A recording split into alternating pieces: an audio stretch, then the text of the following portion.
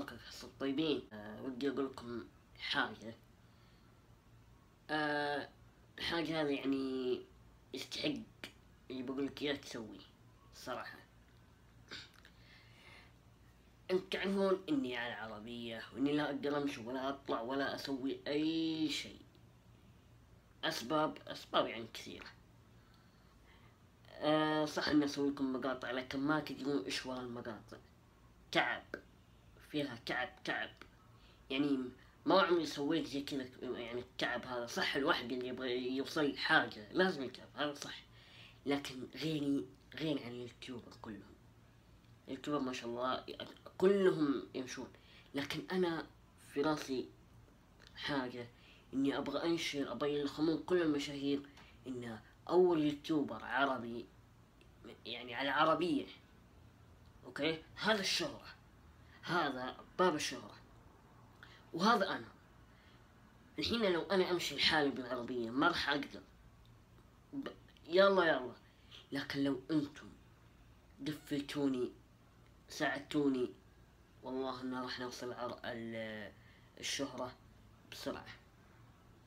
أنا أطلب منكم طلب، أنا يعني أبغى ألخم المشاهير، أبغى ألخم كل اليوتيوبرز، أبغى ألخم الشركة برمتها إني أكون مشهور يعني بذا الحالة.